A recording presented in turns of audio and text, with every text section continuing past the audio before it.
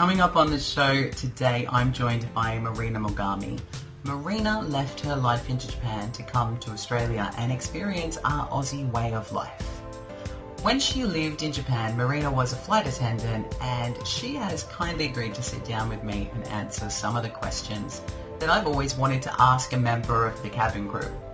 So join us as we lift and secure our tray tables, ensure our carry-on luggage is safely stored in the overhead compartments above, and fasten our seatbelts as we take to the skies for this week's episode, The Flight Attendant. Hi Marina, how are you? Hi Shaun, I'm great, but I'm so nervous at the moment because this is my first podcast. It's exciting. Thank you for having me. Thank you for agreeing to come onto the podcast, and I am honored that my podcast is your very first ever podcast to be a guest on. That's really cool. So thank you.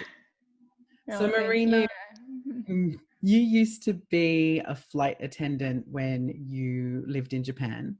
You're now here living in Australia and you're on a visa. But when you were in Japan working as a flight attendant, how long were you a flight attendant for? I worked as flight attendant for 8 years, and I have 4 years experience in a domestic flight and another 4 years in international flight. That's cool. What did you prefer, the domestic or the international? Well, both are fun, but I prefer international flight. What makes the international flights more fun? Because I always can meet people who have different culture and experience, and also I can stay, like a new place for me. Yeah, it was really cool for me. And where were some of the favorite places that you got to stay?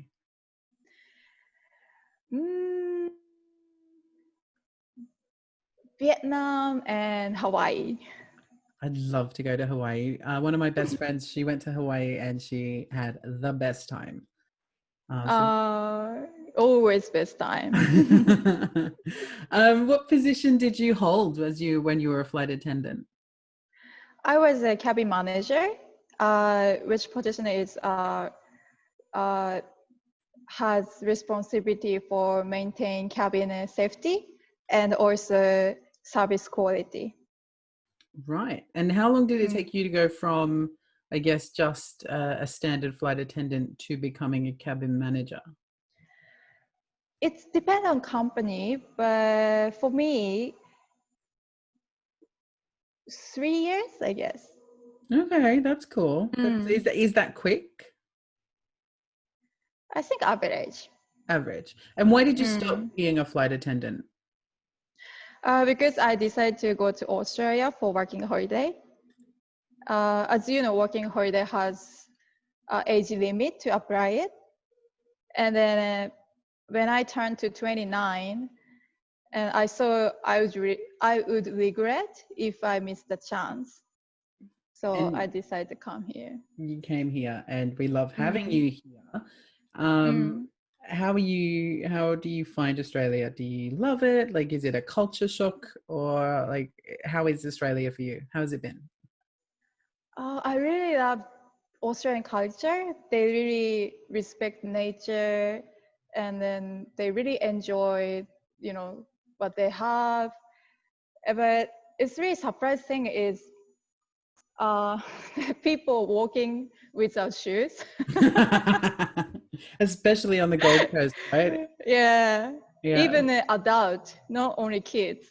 Yeah. I was at work the other day and a lady walked in off of the street and she was wearing a really nice dress, but she had nothing on her feet.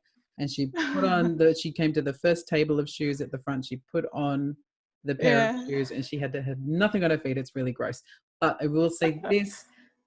I was like you. When I first moved here, I was like, everyone's barefoot. What's going on? I do it on occasion, not very often, but on occasion, I can be guilty of that. So going back to the flight attendant stuff, What are Yeah. some of the strangest behaviors that you've seen passengers do when you were on board a flight?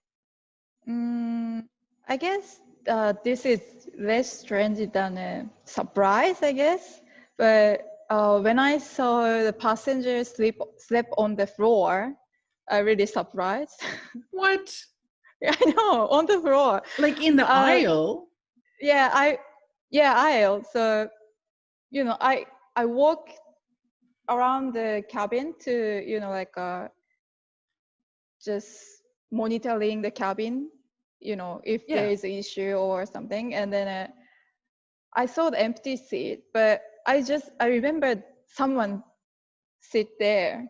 And then I just first time I saw, oh, maybe that passenger went to laboratory or somewhere. Yeah. And then after a few minutes, I came back, and then still empty. And then what? And then nobody used lavatory. Yeah. And then oh my god, passenger is missing. And I I looked around, and then finally I found he lie down on the floor. Oh my gosh. Was he I near his know. seat or was he like somewhere else? It's like a between seat and seat, so Yeah. his foot space. Oh, okay. So like in Mm. front of the seats that he would have been sitting on. Yeah. Mm. And then what was he like hid underneath a blanket or something? Yeah. Oh my gosh. I know. Any other weird things that you've seen? I Oh, mean, and things that you can share because you can't share everything, mm, obviously. and also sometimes passenger try to bring all in-flight belongings to bring back home, like plates and cutlery on the meal plate. Oh, like take them to steal them from the plane. Yeah, kind of still, but they don't have, you know, they don't have that idea, Yeah. because I think they saw it. They pay ticket, and then Ah, okay. the plate and the cutlery is also included a fee. Yeah. So yeah, sometimes passenger try to bring blanket. It's kind of understandable, but like a cutlery, plates, and also alcohol is like a Oh, okay. They want to take the in-flight yeah. alcohol with them. Mm. Wow. They try Okay. to sneak, sneakily. I think that's just the general public, isn't it? They just try to get as much as they can out of every fare. Yeah. Now I know the answer to this one because Mm. we've had a brief conversation before about it, which I found kind of interesting. But have you Mm. ever heard of the Mile High Club? No, So I've this is never had not a that. thing in Japan. They don't refer to the Mile High Club. I guess I only fly short flight or middle flight, Yeah. no more than 10 hours. So nothing happened, that kind of thing. Maybe if I fly, like a flight to Europe or US, or, like kind of long flight, Yeah. more than 10 hours, it might happen. I don't know, because like I've Mm. told you this before. I've been on a flight and it wasn't an overly long one, but there was a couple, or at least I assume they were a couple, and they were sitting next to each Mm. other on the flight, and there was a blanket over the two Yeah. of them, but you could definitely see a particular hand motion that the Yeah. lady was doing to the gentleman. Yeah. And that I guess that's that couple entering the Mile High Mm. Club in some way. Is it night flight or day flight? That was a day flight. Do you know what? I Really? that was like that was my flight from Melbourne to Sydney a few years back. Melbourne to Sydney? Mm-hmm. It's just few hours. Yep. Wow. Maybe they weren't a couple. Maybe they just met and had a romantic moment and just needed to get things done. I Oh don't my God, really? know. Oh my God, I can't believe I've never seen that. Oh well. For these 8 years. That well maybe it happened, but maybe you never knew.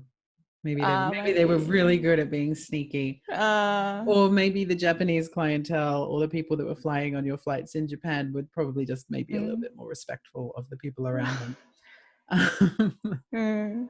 Now, let's talk about pilots, because I have a friend of mine who worked for a well-known airline, a very well-known airline globally.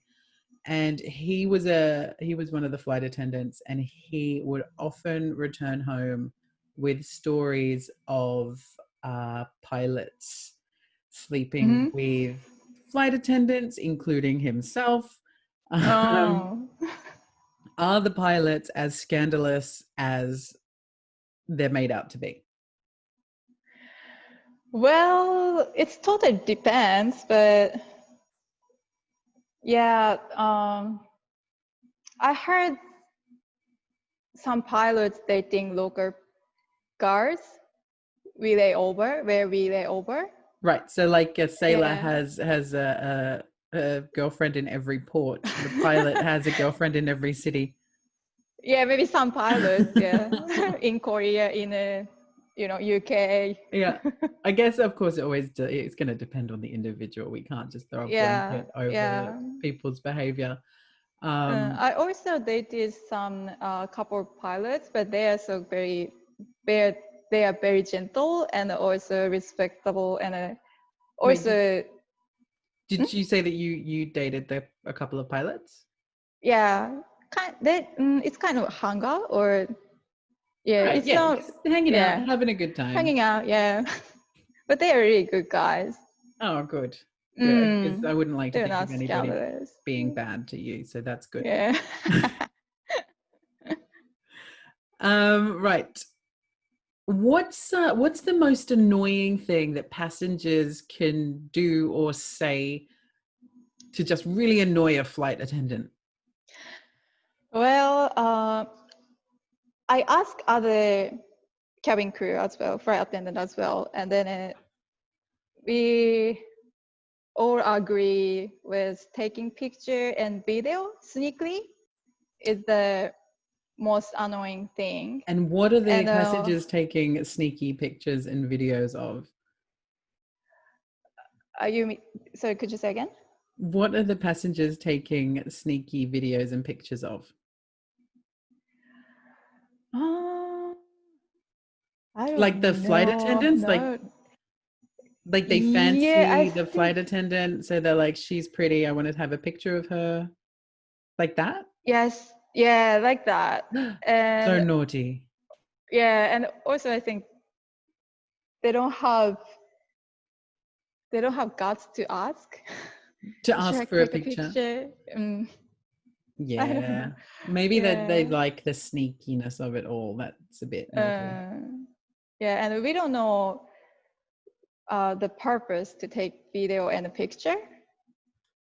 Yeah. That's fair. That's fair. I went to completely off the air flight attendant topic, but I went to a friend's house of mine today, and she was cleaning her house because she's moving, so the people need to come and see her house, and she was really concerned about people coming in and filming her house because of COVID. They only allow one person from each couple in the house at a time.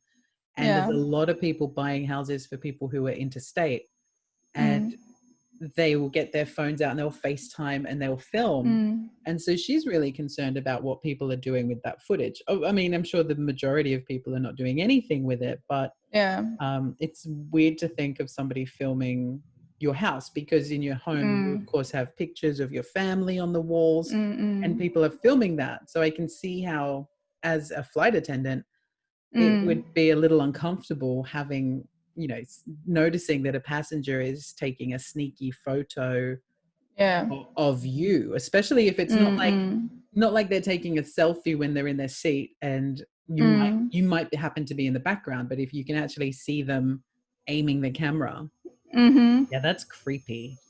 Yeah, and also I saw the passenger attempt to see my auntie as well. No. You I need to wear a know. longer dress. Oh, please ask the airline. I'll send a note to all the Japanese airlines. I'll be like, Yeah. the girls need to wear longer dresses. This is not acceptable. But actually, that's so incredibly unacceptable that Yeah, somebody I would be trying to sneak know. a picture when all you're trying to do is do your job. I couldn't say anything at the time because I was kind of fresh flight Yeah, attendant, and then there is no evidence actually, but his action is really obvious. right. But yeah, but at the time I'm be afraid to Well, you don't. I mean, uh customer. you're stuck on an Mhm. airplane in the middle of the sky. The last thing you want to do is have a confrontation with somebody who you're then going to have to be on the plane with for another 7 hours. Yeah, yeah, Yeah, that's right. not fun. You're having to keep Mm. going to their seat, and they'll just, I know how people could be. They would just probably make life really difficult for the flight attendant. Mm. So, what's one of the craziest in-flight stories that you're allowed to share with me? The craziest fight. It's stuck in the airplane for 6 hours. It, yeah, this is the So most craziest experience for me. you were stuck on a plane for Yeah, six on the hours, and plane. this is on the tarmac. This is not in flight. This is. Not in flight, on the ground. And was this when you were landing or when you were taking off?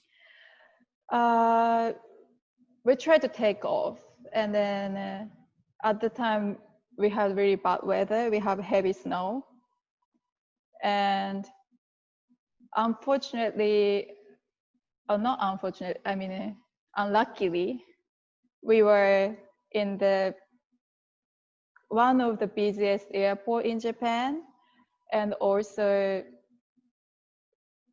uh, the airport doesn't have snow often. Right. So they're So not even equipped. yeah, even light snow, they panic. It's happened every year. You think they would get used to it? They were panic every snow season. I mean, so I saw it. Yeah, I always think they should get more equipment or big vehicle for snow. Yeah, definitely. So you Yeah, guys, so how was that for the passengers? Were they understanding or were they like shitty? yeah, they are understanding. They can see outside, so they know what happened, what's going on outside. So yeah, nobody complain. Wow, Mm. I can't imagine. And what was the flight that you were doing? How long was the flight supposed to be that you were on? Uh, the flight was 2 or 3 hours. So you had to Mm. sit on the tarmac in the snow, waiting to be allowed to take off for 6 hours Yeah, for like a 2.5 hour flight. right. And why? Because why we stuck there? Because uh, our airplane parking in the open spot, which is it's not connected with terminal directly. Yeah. So have you ever uh, went to the airplane by bus from the terminal? Yeah, I did in. That's called open spot. Oh, okay. Yeah, no, I've So done that we a were few there. times. Yeah, so we were there. So there is no ground staff, and then only the only one of the communication is just radio in the cockpit. Yeah. So we can't talk with ground staff directly, and so it takes time to get off the passenger. Right. And also all of flight canceled, and then immigration counter is really packed. Right. So So they had they to keep all you on the flight because there were too many people mm, trying to get yeah, through they asked immigration. me to stay there. Yeah, Oh, annoying. I know. Yeah, we were ready to send the passenger to terminal, but Yeah. they were not. They were like, no, you can keep them. Yeah. You can deal with the passengers. We're dealing with all of these other passengers. A question that I always have wanted to know is, do the flight attendants eat the same food that the passengers do, or are they allowed to bring on their own food? Both are fine, but usually we have same meal as passenger. As same meal as economy, or same meal as business, or same meal as first? Because I've flown business class from Yeah. Brisbane to Switzerland, Mm. and I know the difference, and it's a Mm. big difference. And then Yeah. I've had to fly economy since then, and it's just, it's Mm. not the same. So are you eating the full on steak from business class, or are you eating like the reheated egg roll from economy? uh, Sometimes economy, sometimes business class. It depends, right? As in, like, it Mm. depends on how much Flight. food is available on the Uh, flight, or like passengers that may not have shown up or missed their flight in business. There's an extra meal there, maybe. mm, it's yeah, it's totally depend on flight. Yeah, I mean, some short flight we only have a economy meal, Yeah. economy class meal for flight attendant. But middle flight we have a business class meal for flight attendant. So I think it's depend on Right. flight and also depend on company. Okay. Yeah. I mean, that Mm. makes sense. What about sleeping? Is it difficult for cabin crew to sleep on an airplane? Well, it was difficult for me because some aircraft are secured passenger seat for crew rest, Yeah. or there's small like a secret room for us, like a crew. We call crew Secret rest. room. What is in this secret It's not room? really secret. I've It's seen like a some no. luxury king size bed with No, not like that. beautiful mood But lighting, teddy bears. no teddy bears. But uh, we can lie down. Okay. I mean, that Yeah, makes sense. Like, you guys are completely. there and Yeah. you're serving all of these people. You're doing a Mm. job. You need to have good rest. But we need to fasten seatbelt during sleeping as well. Okay. Well, that's Yeah. something. Where is But this secret room located, and uh, how can I get to it? My next flight, I'll be like, oh, I know there's a secret room. you can ask cabin crew. They'll be like, I'm sorry, I don't know what you're talking about, sir. Go back to Yeah. your seat. Might be. Yeah, but uh, the aircraft I walk in, there's no crew rest, and then there's no passenger seat for crew rest. So So what do you do? we always have rest in the galley. It's galley is like a kitchen in the Yeah. aircraft. So You know what do where you meals like? store. How do you rest in a galley? So so company loaded the like a small camping chair, like a kind of plastic, Like a and then fold-away chair. yeah, like that. And then we put that chair in the galley, and it was really it was really freezing and also uncomfortable. No. Yeah, eating meal in the fridge, something And like yet that. you flight attendants always look so glamorous and put together, and there you are resting on a folding out camping chair. Yeah, That's it's a big hilarious, you poor difference. things. Going back to the passengers, what are some of the things that passengers have done that really get on your nerves? uh, I think leaving this seat suddenly and just before takeoff and landing, Right. So because if they have to make a mad dash to the bathroom and you're trying to do the yeah, checks to make sure. it always makes me nervous because walking around the cabin while seatbelt sign is off is very risky, and then to get injured. Yeah. And then also we are already nervous before takeoff and landing because it's called critical 11 minutes. Right. Yeah. So Do if you know something can critical go 11 right, minutes? I, to be honest, I don't. But I would imagine it's that, you know, if something's going to go wrong Yeah, yeah. during the It's takeoff or like a the landing. jargon. Yeah. Yeah, it's like a jargon in our industry, and then it's indicated first 3 minutes after takeoff and 8 minutes before landing, and this time is high risk to something happen. Right. Okay. Well, that makes sense because that's usually the time frame. I'm just always nervous. Like I like flying, like the idea of flying, and I like looking out the window and seeing everything so small. I hate landing and I hate taking off. And I remember being a kid and my dad's like, it's so cool. Like, look how fast we're going. And I'm just like, can we not? Can we just land and get there safely already? Like, I don't want to do this. But I'm a nervous flyer, so that's me. What have been some of the scariest experience that you've had on a flight of yours?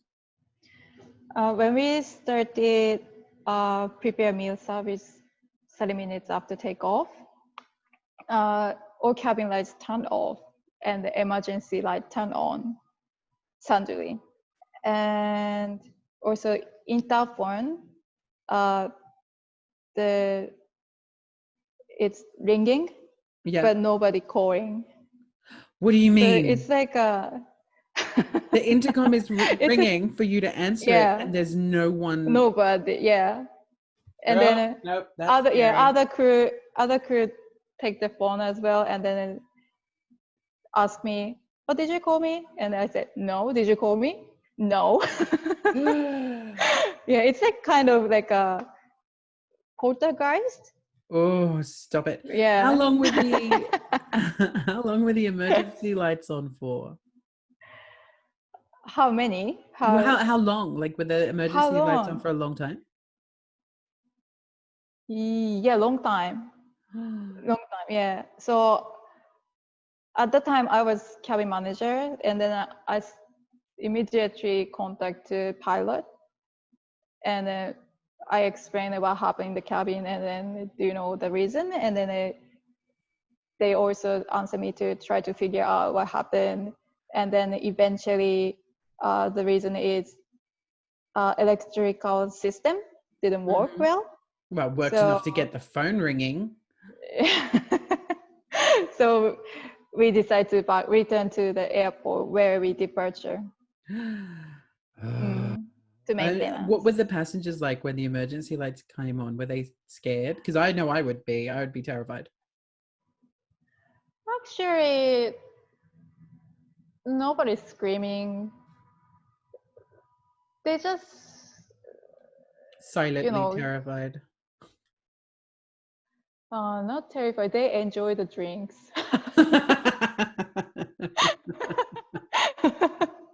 Fair enough. Yeah. Yeah, I'll have another gin, please. That's scary. Yeah, because I guess passengers don't know what happened and what is unusual in the flight. If they're frequent flyer, maybe they know, but you know. So just on that, as a passenger, are there any secret codes or behaviors that a flight attendant might do that could indicate to me that we might be in trouble? Not really, because we trained be calm every time. It's acting. Yeah, so maybe, you know, if you see they talk seriously on the phone, I mean intercom, maybe it might be something happened, but you know, it's probably quite unlikely. Yeah, we don't try to we try to not show, you know, we are panic. Have you been in that position where you're having to do that, where you know that something is not necessarily really, really bad, but there's something that makes you feel panicked and you're having to go, I have to keep my composure.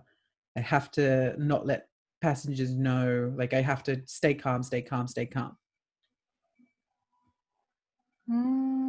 Or have your flights just always been a little bit smoother? Well, sometimes, you know, like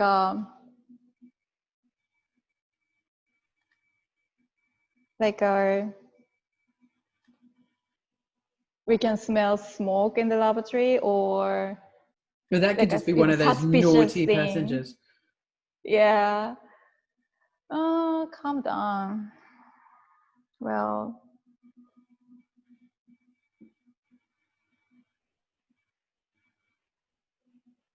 not really. I mean, when I walk in time pressure, I was really nervous and then really rush.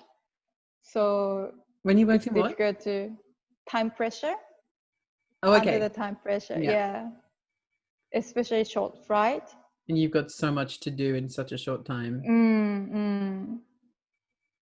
So What about when you first started Mm. as a flight attendant? Were you nervous? Very nervous. Yeah. Because that It's would have been a really case of, I guess, having to be new and be green on a flight, and then have to also be like, okay, am I doing everything right? Am I doing all the things I'm supposed to do? And yeah. is my face calm? Exactly. So Marina, what do you miss most about being a flight attendant? Well, actually, I miss everything. Like every flight are different and never same. Mm-hmm. So always excited to go flight and to meet new people. Yeah, to have a new experience. And my final question for you is, would you ever consider going back and being a flight attendant again? Absolutely. If I have chance. Do you think you would you do that in Japan, or could you be a flight attendant in Australia? Well, if I have chance, I'm gonna try like a international company. Yeah. Well, I think you would be I'm sure you were a great flight attendant, and I think you would continue to be a great flight attendant. It's something that, getting to know you, I know that you're very composed and you do have a very calm demeanor about you anyway. So yeah, it's definitely a great career choice for you, and anything where somebody can get out and see more of the world is incredible too. It's amazing. Right. So Marina, my love, that's it. That's all my questions I have for you. Thank you so much for coming on the podcast. I'm really, really grateful that I was your first podcast that you got to come and be a guest. Thank you for having me again. It's my pleasure. Well, guys, that's a wrap on another episode of the podcast. I hope you've enjoyed the conversation. A huge thank you once again to Marina Mogami for taking the time to have this little chat with me about life in the sky. As restrictions here continue to lift, flights around the country are slowly taking off again, and that is amazing. Here's to hoping we can get back on those international flights soon so that we can all continue to explore this incredible planet we call home.